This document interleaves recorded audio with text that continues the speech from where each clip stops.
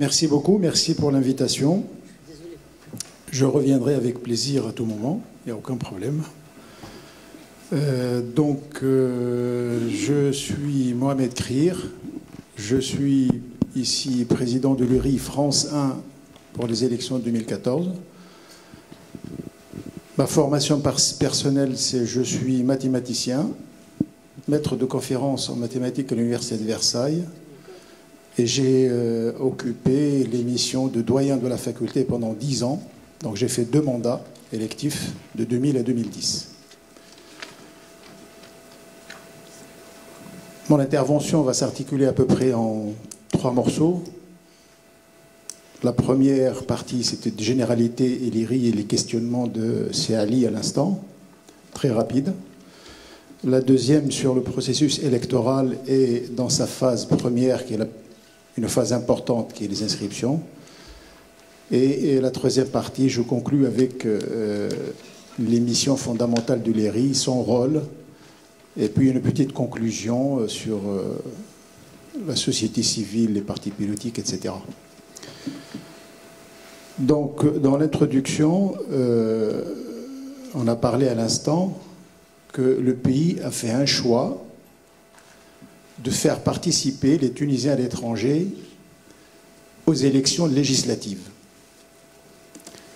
Parce que les élections présidentielles, c'est un peu courant dans le monde. Il y a beaucoup de pays qui font participer leurs ressortissants à l'étranger aux élections présidentielles. Mais aux législatives, il y a très peu de pays dans le monde qui pratiquent ça. Et on est obligé de saluer et de rendre hommage et de remercier tous ceux qui ont œuvré pour que ce choix-là soit concrétisé. Maintenant que ce choix est fait, il y a 2 corollaires immédiats qui sont organiser les élections et puis mettre en place une équipe qui veille à l'organisation de ces élections.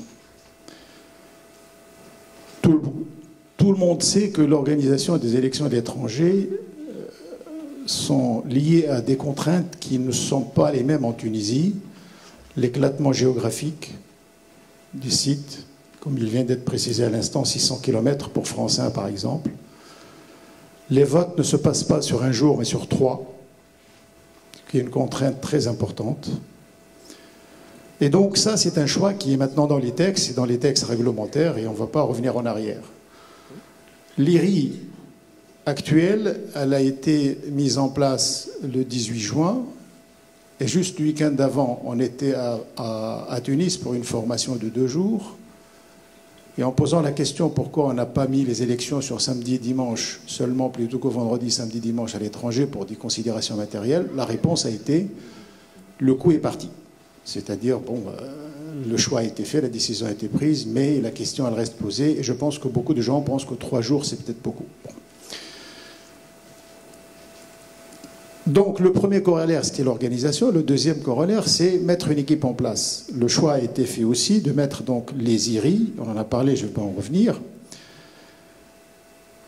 Par rapport au rattachement consulaire des Tunisiens à l'étranger, l'IRI France 1 s'occupe des centres consulaires ou des missions consulaires de Strasbourg, Pantin et Paris.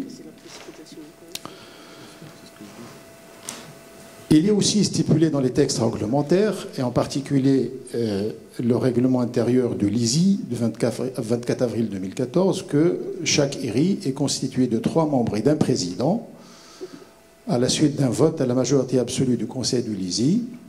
Ce sont les règles qui sont mises en place. Et on a appris aussi que les nouvelles IRI, enfin les IRI de 4 membres, comme il vient de parler Seali, ils seront soutenus par un staff administratif, ou en tout cas, ce ne sont pas les mêmes catégories de missions, un staff administratif, financier, juridique, etc., de 3 personnes, qu'on n'a pas vu encore. Mais c'est peut-être un peu tôt pour le voir. Donc, on peut imaginer l'équivalent des 4 personnes dont parlait à l'instant Seali, ce sera les 7 personnes en question. Il y a 4 dans le comité directeur, on va dire, de l'IRI, et puis il y a 3 personnes administratives qui s'occupent du reste. Il est aussi décidé au Conseil de l'ISI, en accord avec le ministère des Affaires étrangères, du siège officiel de l'IRI, de chaque IRI. IRI France 1, c'est le consulat général de Paris. IRI France 2, c'est le consulat général de Marseille. Quand je dis siège, ça veut dire qu'il y a un local, un bureau, et l'IRI travaille là à sa convenance. Voilà les éléments dont je dispose aujourd'hui sur soit les questionnements de tout à l'heure, soit ce qui se passe exactement en ce moment. Cette affaire-là, elle ne date que de 10 jours, puisqu'on a été installé le 18 juin, et là on est le 28 ou le 27 juin, donc c'est pas très vieux. Alors voyons maintenant la deuxième partie sur le processus électoral. Il y a 4 phases canoniques, connues par tout le monde: les inscriptions, les candidatures, la campagne électorale, et après la dernière ligne droite, le vote, les résultats et le bilan. On va parler de la première phase, puisqu'on est dans la phase des inscriptions. Il est dit dans les médias et dans les supports de communication existants, même s'ils ne sont pas très nombreux, que les listes électorales actuelles contiennent déjà tous ceux qui étaient inscrits en 2011 de manière volontaire. C'est-à-dire tous ces gens-là, ils apparaissent d'ores et déjà sur les listes électorales et en principe, ils n'ont rien à faire, sauf s'ils veulent changer de bureau de vote. Donc toute cette base-là, elle est à l'intérieur de la base de l'ISI en termes de liste électorale. Qui dit liste électorale, et ça c'est je viens ce matin, j'étais au bureau des inscriptions, et il y a une confusion majeure entre celui qui a ce message dont je viens de dire et celui qui dit, finalement, moi je me suis déplacé le 23 octobre 2011, j'ai voté, donc je dois être sur les listes. Bah, je vous remercie. Et c'est normal, parce que les gens, bon, ils se sont déplacés, ils ont voté, donc ils sont sur les listes. Sinon, ils n'auraient pas voté. L'autre catégorie de population, c'est ceux qui étaient inscrits automatiquement. Parce que la dernière fois, il y a des inscriptions automatiques sur les listes. Ceux-là aussi, aujourd'hui, ils n'y sont pas. Et c'est pareil. Ceux qui étaient inscrits automatiquement, ils étaient sur les listes. Ils ont même contrôlé qu'ils étaient sur les listes. Et là, pour eux, ils sont inscrits. Et donc là, il y a une différence fondamentale pour les messages. Je dis ça pour les messages parce que vous pouvez être le relais d'une manière ou d'une autre pour ce message-là. Pardon.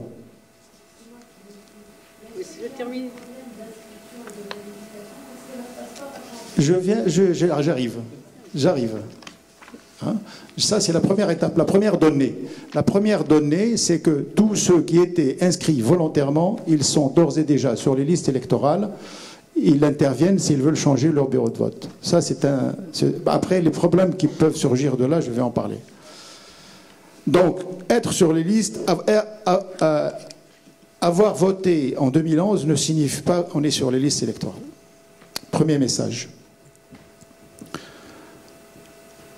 Maintenant, quand on veut s'inscrire, et comme Madame l'a dit tout à l'heure, ils ont réussi à imposer ou à avoir le vote par le web pour les Tunisiens à l'étranger, ce qui est une excellente chose.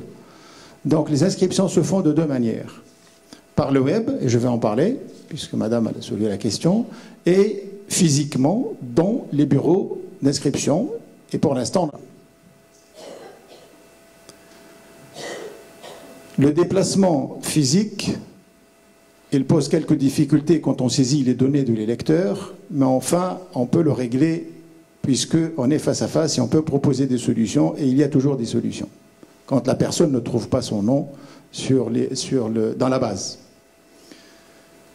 Mais pour Internet, c'est un peu frustrant parce qu'on a un certain nombre de retours. Ils ne sont pas très très nombreux par rapport à ceux qui se connectent, hein, mais il y a quand même un nombre de retours qui disent « passeport introuvable » ou la date d'émission de passeport est fausse, ou des messages de cette nature-là. Là, il y a beaucoup de cas de figure. Je vous en cite 3, parce qu'on a vécu ce matin ces trois types de cas. Alors, soit le passeport n'est pas tout simplement dans la base des données, il est récent, il vient d'être fait, il est fait le 14 juin, donc c'est normal qu'il n'apparaisse pas dans les bases parce qu'il n'est... Mais elle-même cherche tout ça. Bon. Soit la personne a changé de passeport entre 2011 et 2014. Il a été périmé, le passeport, en fin 2011. Il a changé. Aujourd'hui, il vient avec un nouveau passeport, un nouveau numéro. On saisit le numéro. Ben, il n'est pas connu. Voilà. Soit, il y a des personnes qui ont voté en Tunisie, enfin, à l'intérieur, en 2011. Et maintenant, ils sont là. Ils sont arrivés l'année dernière, etc. Et là aussi, on ne les retrouve pas. Parce que la clé de saisie pour l'étranger, c'est le passeport. La clé de saisie pour l'intérieur, enfin pour le pays à l'intérieur, c'est la carte d'identité. Donc il y a différents cas où il y a un message négatif et la personne ne peut pas s'inscrire. On a mis en place hier matin ou avant-hier soir une boîte mail qui s'appelle réclamation.iri.france1@easy.tn. Et on est en train de communiquer autour de cette boîte-là. Pour tous ceux qui trouvent un message de cette nature-là, ils nous donnent le numéro de passeport, le nom et le prénom, date et fin du passeport, et éventuellement la carte d'identité s'il en a. Avec ces données-là, on transmet tous les jours ou tous les 2 jours le fichier au service technique de l'ISI, en accord avec le ministère de l'Intérieur, pour que tous ces cas litigieux se règlent avec une fréquence de 1000 dossiers tous les 48 heures. C'est-à-dire, si on leur envoie 1000 réclamations de cette nature-là, en 48 heures, ils les traitent. Nous, on n'a pas des milliers. La boîte de réclamation, elle a été ouverte hier. Aujourd'hui, ce matin, je crois qu'il y a une 50aine de réclamations. L'adresse. L'adresse de la boîte de réclamation, c'est réclamation, sans S, sans accent, c'est rien du tout. Point IRI, I-R-I-E, point France 1, puisqu'on est en France 1, @easy.tn, c'est l'adresse générique. Et on a mis un certain nombre de supports de communication, et je vais vous en citer quelques-uns. La première chose, comme tout le monde sait, c'est on a fait une page Facebook pour Irien où il y a un certain nombre de données et d'informations. On a fait, et certainement beaucoup d'entre vous ont reçu le message à travers les associations, on a touché 150 associations par un mail commun. On a eu 13 ou 15 retours de messages non arrivés parce que l'adresse n'est plus à jour, enfin des choses comme ça. Donc on peut tabler sur 130 associations qui sont touchées par le message qu'ils connaissent et qu'ils peuvent le véhiculer. On envoie tous les matins 1000 SMS à des numéros particuliers pour diffusion de l'information. On a utilisé le standard téléphonique du consulat de Pantin pour mettre un message vocal quand on est en attente qui précise exactement notre requête de sensibilisation pour les inscriptions. La difficulté essentielle, la seule, je pense, qu'on est en train de rencontrer aujourd'hui, c'est la base de données qui est à la disposition du LISI qui n'est pas complètement à jour. Et ce n'est pas faute d'avoir fait le travail. Franchement, je vous le dis en toute transparence et en toute honnêteté, l'équipe qui s'occupe de ça, elle travaille vraiment jour et nuit. Et certains d'entre eux passent des nuits même dans les locaux où ils travaillent. Ce que j'ai envie de dire, c'est la chose suivante. Les élections de 2014 ne vont pas ressembler aux élections de 2011. Et ça, tout le monde le comprend. Le contexte n'est pas le même, l'enthousiasme n'est pas le même. Là, ce sont des élections vraiment de pouvoir. Et les élections de 2011, ce n'étaient pas des élections de pouvoir. Donc il y a quand même des différences très importantes. Et puis les choses ne sont pas structurées de la même manière. Il y a une présence, voilà. Donc il faut s'attendre à ce que les choses ne se passent pas exactement. Donc quand on dit il y a 300 bénévoles qui disent oui, on a envie de faire, bah, cette fois-ci, je pense qu'on ne va pas trouver 300 bénévoles qui ont envie de faire. Ça va être un peu difficile.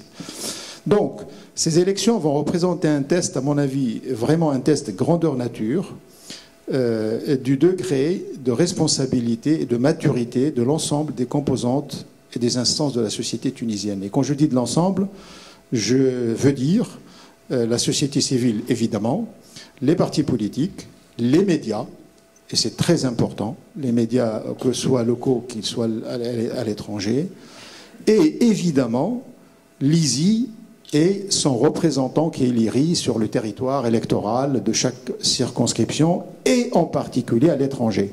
Parce que le rôle de l'IRI à l'étranger et le rôle de l'IRI en France, c'est quand même un peu différent. Les spécificités ne sont pas les mêmes et les contraintes ne sont pas les mêmes.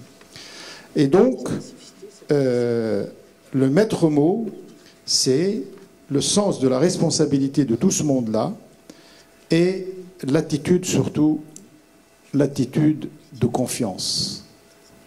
Sans la confiance, on peut raconter tout ce qu'on veut. Et je pense, avec la confiance mutuelle, on réussira ensemble. Je vous remercie.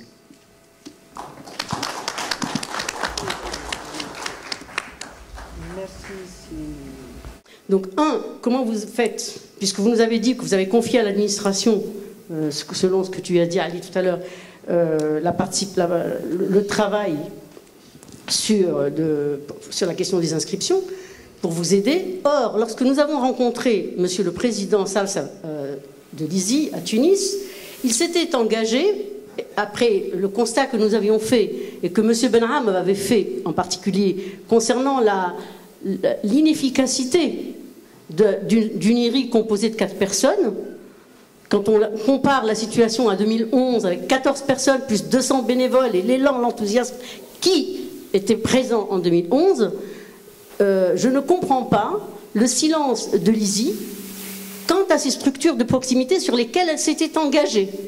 Elle s'était engagée à mettre en place pour justement assurer la neutralité de votre travail, la neutralité de l'opération, donc des structures de proximité. Or là, vous ne nous avez pas du tout parlé de structures de proximité, mais au contraire, vous parlez d'administration qui travaille et vous veillez sur leur... Moi, je ne fais aucune confiance, je vous le dis en toute franchise en tant que citoyenne, non. Je demande à ce qu'il y ait des structures neutres, réellement neutres. Comment voulez-vous qu'il y ait neutralité quand on sait que le consul général... Merci. Excusez-moi, je vais raccourcir rapidement. Le consul général est issu d'un parti politique. Bon. Est partisan, que l'ambassadeur est partisan. Donc où est la neutralité de l'administration? Ce sont les deux questions que je voulais vous faire. Je vais m'arrêter là. Ouais. Alors, est-ce qu'on a demandé à ce que les IRI continuent, que le personnel continue, que cette confiance qui a existé, que cet enthousiasme qui a existé pour que cet acte citoyen, pour inscrire les gens, qu'ils continuent, qu'ils pérennent. Il y a eu une décision politique pour rompre avec ça, qui est condamnable, et je pense qu'ici aussi, on aurait pu en bénéficier. La deuxième chose, M. Krir, vous avez dit qu'ils ont opté en Tunisie pour que les Tunisiens à l'étranger participent aux élections. Mais c'est le minimum, ils n'ont aucun mérite. On ne les a pas élus pour qu'ils nous excluent.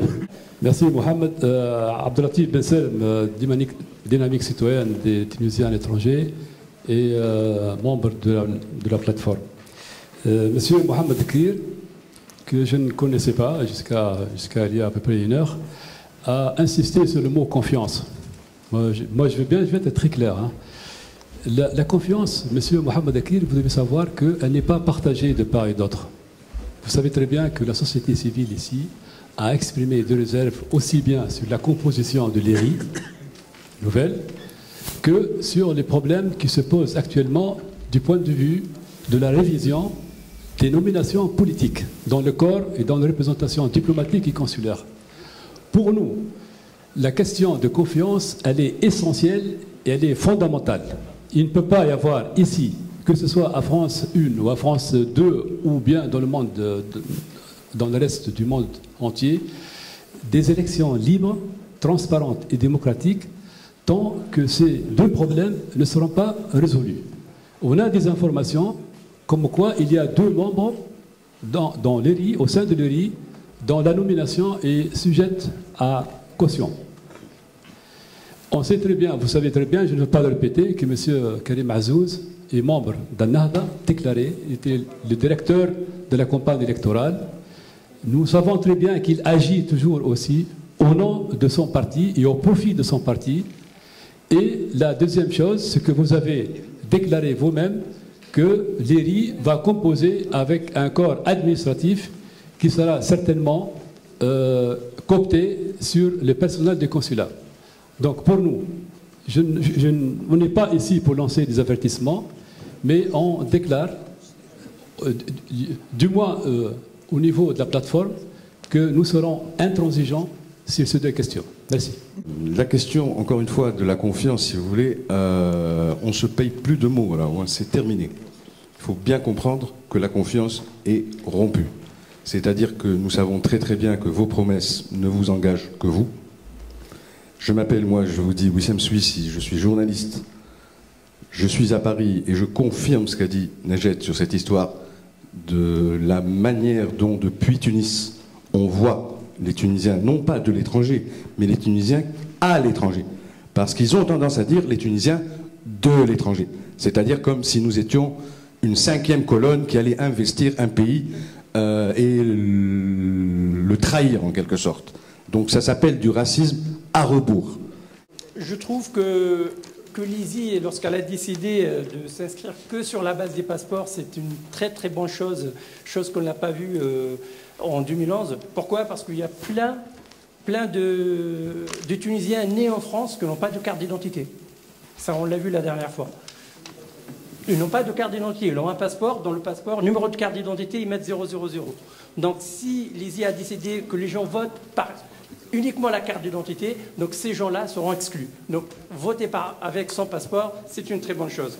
Ma dernière question, comme on fait un vote sur 3 jours, comment allez-vous sécuriser les urnes, sachant que... La première, les structures de proximité, oui, on aura besoin de structures de proximité et on a eu l'autorisation de mettre, par exemple, pour rejoindre Strasbourg, comment on fait? On peut mettre un représentant de l'IRI, ou on a la possibilité, si on le souhaite, de mettre un représentant de l'IRI à Strasbourg ou à d'autres villes, d'autres grandes villes, pour essayer un peu de voir ce qui se passe, si j'ai bien compris les structures de proximité. Mais si maintenant les structures de proximité existantes, ça veut dire les associations, etc., ça, évidemment, la question ne se pose même pas. Je pense que oui. On ne peut que travailler ensemble avec ces structures de proximité qui existent. Donc la question, elle a 2 volets. Il y a les structures de proximité pour l'IRI et les structures de proximité existantes. Pour ce qui est des agents qui sont en train d'inscrire, je peux vous assurer que ce sont des agents actuellement qui travaillaient auparavant au consulat. Je ne connais pas leur statut ni leur mission au consulat.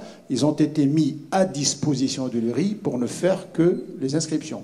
Donc ils n'ont plus de travail consulaire. 3, 1 par consulat. Non, ça c'est une autre question. Mais je réponds à la question qui a été posée. Ce personnel administratif, il sait neutralité. Après, est-ce que c'est suffisant? Est-ce qu'il faut mettre 2?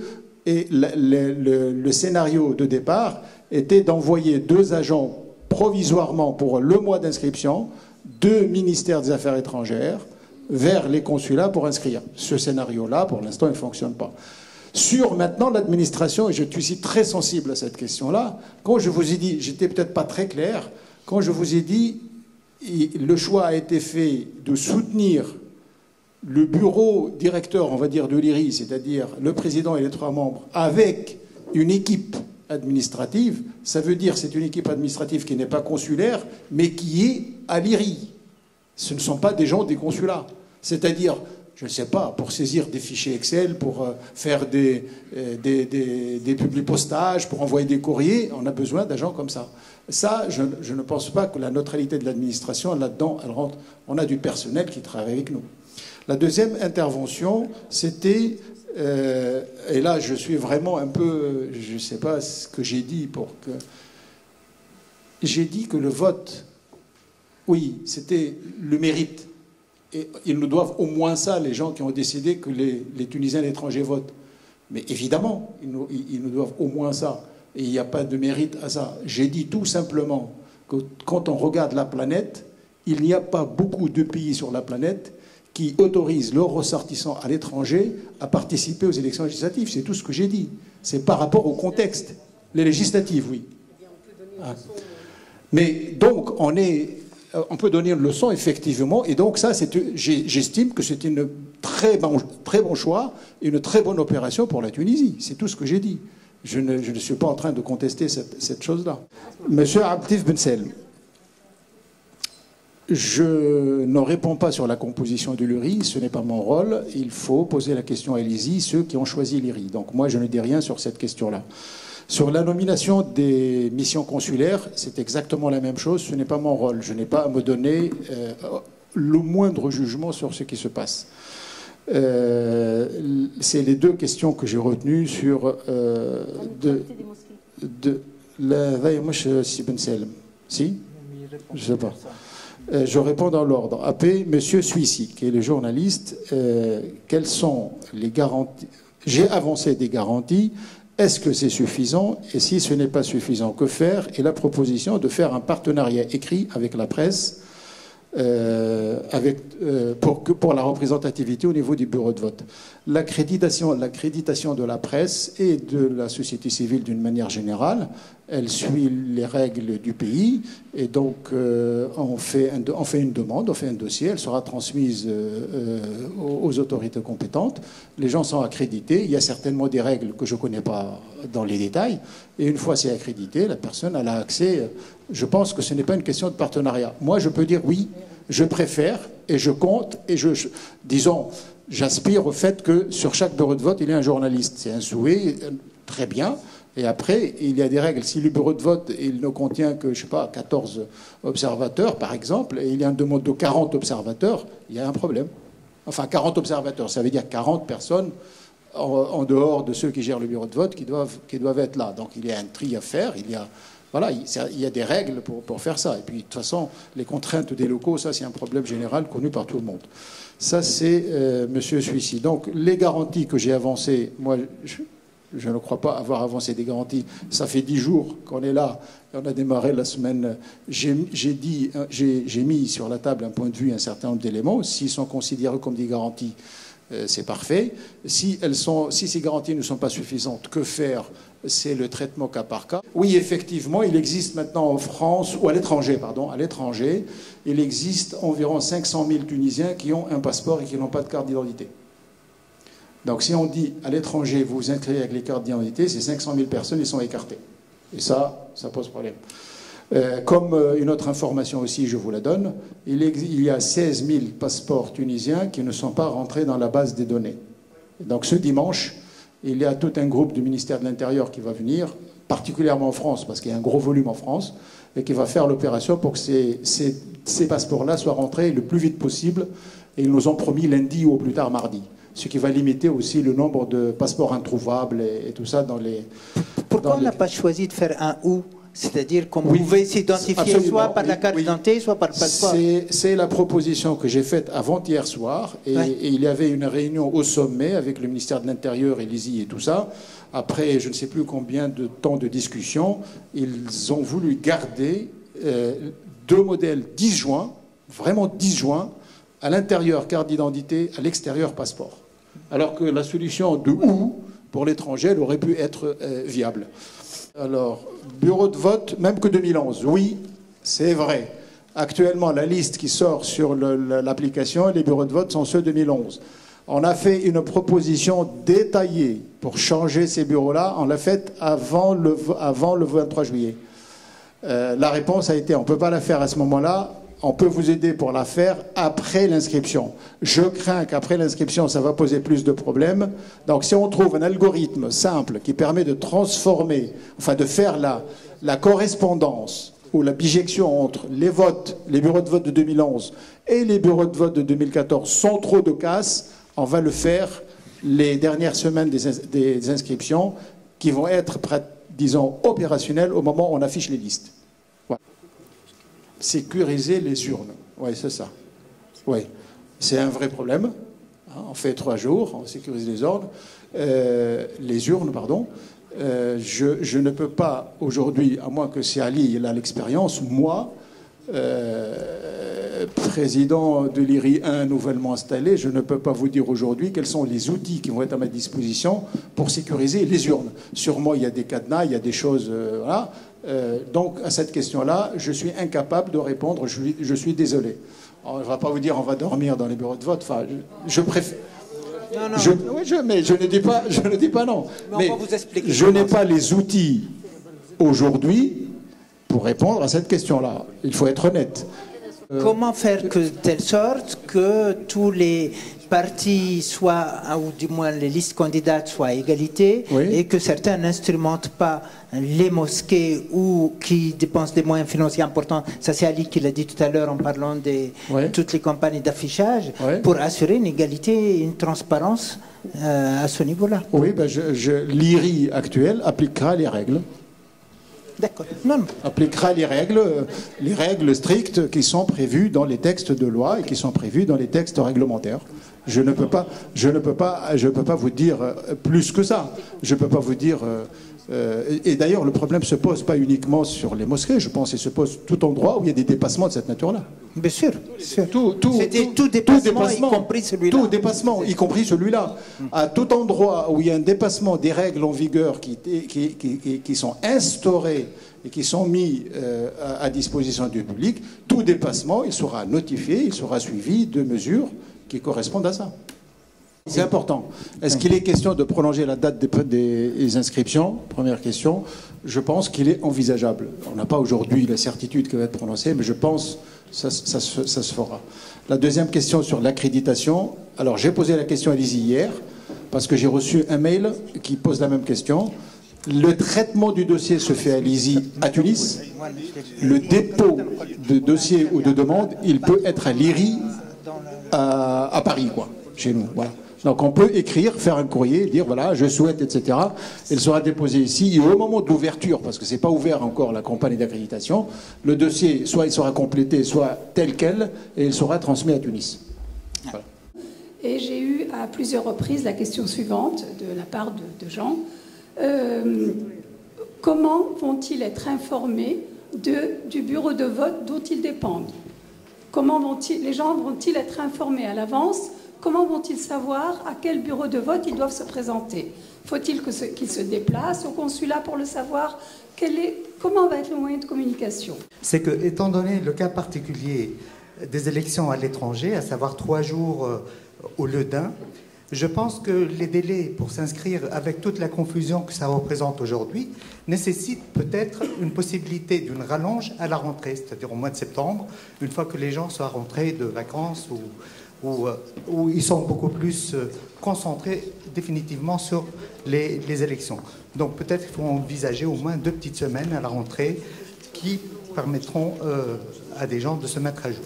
Est-ce qu'il y aura d'autres réunions de ce type-là dans d'autres bureaux, tels que par exemple Strasbourg, Lille et Nantes? Première question. Deuxième question, là j'ai entendu un petit peu des réflexions pour éviter l'information personnalisée par SMS, etc. Je vous propose peut-être de faire un bus d'information, un piquet d'information mobile qui fait un petit peu les bureaux peut-être tels que Strasbourg, tels que les villes éloignées. Moi j'ai une question technique et réglementaire si on veut. Sur le cadre électoral, ils disent pas plus de 600 électeurs par bureau de vote. Comment ça se passe pour l'étranger où c'est 3 jours? Parce que ça c'est pour la Tunisie, 600 électeurs je pense. Quel est ce nombre en France? Quoi en France, à l'étranger en général? Merci. Le calendrier prévisionnel de l'ISI prévoit donc un dépôt des listes entre le 26 et le 29 août. Quand est-ce que l'IRI va organiser une réunion d'information avec les listes candidates? Parce que c'est quasiment demain. Merci. Il ne me semble pas que M. Krir ait jugé de lui-même nécessaire ou utile de s'appuyer sur la société civile. Je n'ai pas entendu dans le discours de M. Krir une proposition comme celle qu'il y a eu en 2011, par exemple, en France, France 1, il y a eu un effort de la société civile pour faciliter l'opération d'inscription. Vous m'avez dit qu'il y avait 3 personnes qui inscrivaient. À mon avis, c'est manifestement insuffisant. Donc il y a probablement possibilité de s'appuyer, donc de faire un partenariat avec les associations et les volontaires pour faciliter l'opération d'inscription. Par rapport à l'inscription, donc les mois d'inscription, donc c'est du 23 juin jusqu'au 22 juillet, alors que sachant très bien que c'est un mois de Ramadan et c'est un mois de vacances pour tous les Tunisiens donc, qui vivent à l'étranger, donc ils vont rentrer en Tunisie, et donc ils ne pourront pas peut-être s'inscrire. Donc est-ce qu'il y a une possibilité donc, de modifier donc, ou bien étaler cette délai d'inscription? Merci. Première intervention, comment être informé sur le bureau de vote? Il y a deux manières. Soit on s'est inscrit par Internet, soit au bureau, et on a un reçu, et il dit sur le reçu quel est le bureau de vote. Quand on s'inscrit sur Internet, on peut imprimer un reçu où il y a le bureau de vote. Soit, la deuxième manière, il y a une phase au moment des inscriptions où les listes vont être publiées sur Internet et dans les sièges de l'URI, c'est-à-dire les 3 consulats en gros. Et là, on peut aussi vérifier. Non, mais on peut vérifier sur Internet, c'est pas la peine de se déplacer. Et ceux qui n'ont pas Internet, ils se déplacent. Et si quelqu'un n'a ni Internet ni peut se déplacer, il ne saura pas son bureau de vote.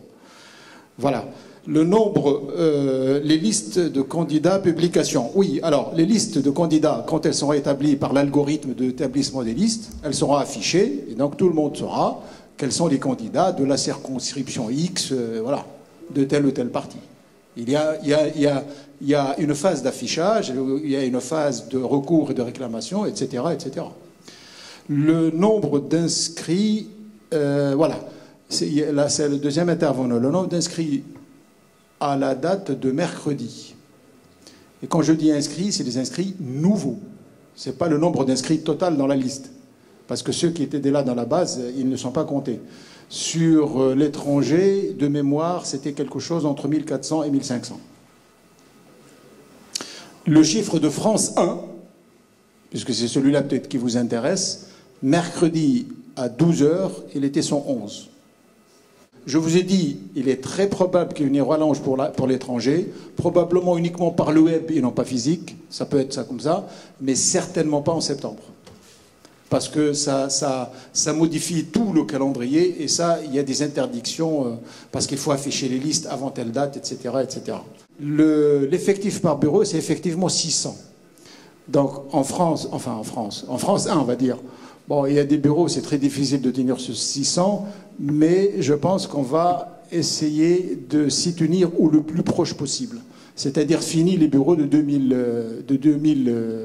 places, qui nécessitent un dépouillement qui va de 20h ou de 19h jusqu'à demain 10h. Ben voilà, c'est assez compliqué. Donc le découpage qu'on va faire, et pour revenir à la question de tout à l'heure, la 7e question de la première partie de l'intervention, effectivement, dans le nouveau découpage du bureau, on va veiller à ce que ça va être comme ça. Jusqu'à quel bout on va arriver, bon, ça... Est-ce que 600, ça peut être 800, ça peut... Voilà. La procédure aujourd'hui qu'on a mis en place, c'est la suivante. Il y a une boîte mail qui est réclamation.iri.france1@easy.tn. Vous mettez numéro de passeport, nom, prénom, date, validité de passeport, carte d'identité.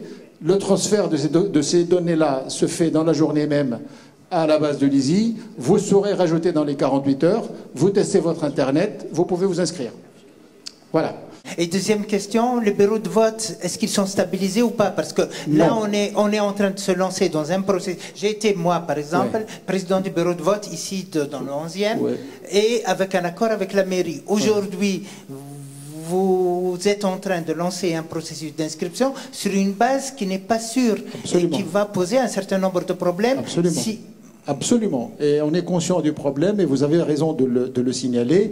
On est conscient que ce problème existe. On a proposé au manager de l'EASY, enfin le manager informatique, de rentrer une autre base de données de bureau. Ils ne l'ont pas fait au début. Les deux seules informations que je peux vous donner ce matin sont partis les 2 courriers des missions consulaires vers les préfets. Ça se passe comme ça. On ne demande pas à nous des bureaux de vote. Ça se passe, l'aspect réglementaire, c'est celui-là, dans lequel il demande au préfet d'alerter les collectivités locales parce qu'on a les dates. Et je vais même vous donner un autre problème. Ça va être peut-être un scoop pour vous, je n'en sais rien. Les mairies et les préfectures ne vous accordent jamais des locaux quand vous ne donnez pas de date. Allez leur demander aujourd'hui, pour le deuxième tour des élections présidentielles, qu'est-ce qu'ils vont vous donner? Rien, parce qu'on n'a pas de date. Donc ça, c'est aussi une difficulté supplémentaire. Ben évidemment, on ne peut pas demander à telle mairie, on va faire des élections, mais on ne sait pas quand. Ben non. Et donc les courriers sont partis au préfet. Et il y avait le consul de Pantin a eu une réunion avec le préfet directement, parce qu'il a reçu le courrier. Lui, il a envoyé le mercredi, quand on a connu les dates, quoi. Ils sont prêts à vraiment cette année collaborer avec la Tunisie, on va dire, ou avec les Tunisiens ici, pour mettre à disposition le maximum de bureaux de vote qu'on demande. Et de là, le corollaire en question, c'est les histoires des 600 personnes par bureau de vote. On essaye tous les bureaux qui sont, disons, surchargés aujourd'hui, on essaie de les aiguiller sur d'autres.